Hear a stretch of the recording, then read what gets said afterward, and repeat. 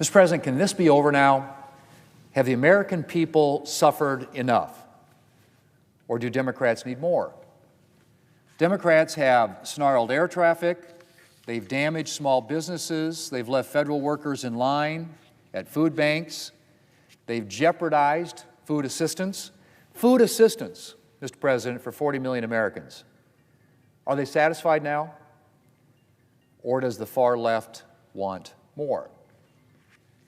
Surely Democrats have hit enough milestones. The election is over. Democrats now have the extremely dubious honor of being responsible for the longest government shutdown in American history. So the question is, Mr. President, can the American people get a break now? Democrats should be embarrassed. Embarrassed that federal workers are lining up at food banks and missing bills and in danger of losing homes or cars because Democrats can't summon enough members to support a clean, nonpartisan funding resolution. That's right, Mr. President, a clean, nonpartisan funding bill sitting right here at the Senate desk. We've not asked Democrats to support a single new Republican policy. We haven't asked them to support a single partisan policy rider. We simply asked them to extend current funding levels for a few weeks so that we could have time to do bipartisan work on appropriations bills. But Democrats couldn't take yes for an answer.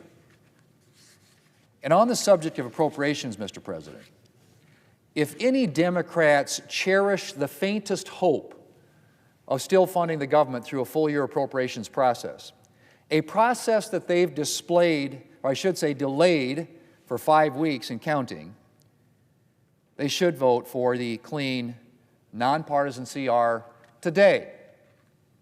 Mr. President, I realize that Democrats have been under a lot of pressure from their far-left base to keep the shutdown going. And I assume that it was pressure from Democrats' far-left base that saw the Democrat leader flip his position on shutdowns 180 degrees in the space of just 6 months.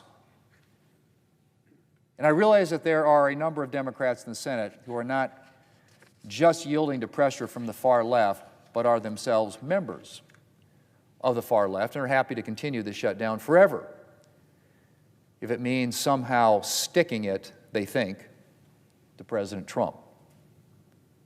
But I'm hoping there are still Democrats out there who can see beyond the political extremism of their leftist base. And I hope there are some Democrats who can take an honest look at the widespread damage that their shutdown is doing and say enough is enough. Thanksgiving is rapidly approaching. Parents are starting to think about what they're going to put under the tree.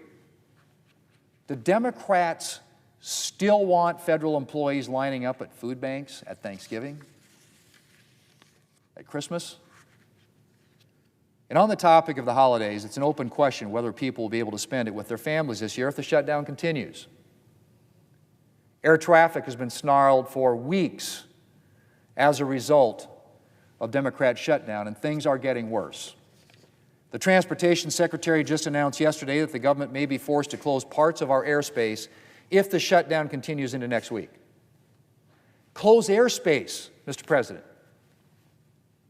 Think about that. And I could go on. I could talk about the unions asking Democrats to end this shutdown and support a clean continuing resolution. I could talk about the business organizations making the same request.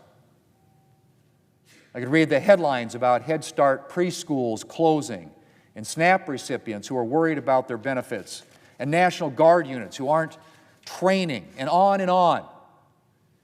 Every single thing as a result of Democrats' decision to shut down the government more than 5 weeks ago. But surely, Mr. President, surely there are at least some Democrats senators who can see this for themselves.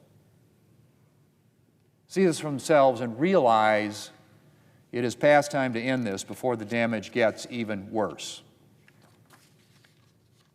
Mr. President, it's day 36 of Democrats' shutdown. Day 36.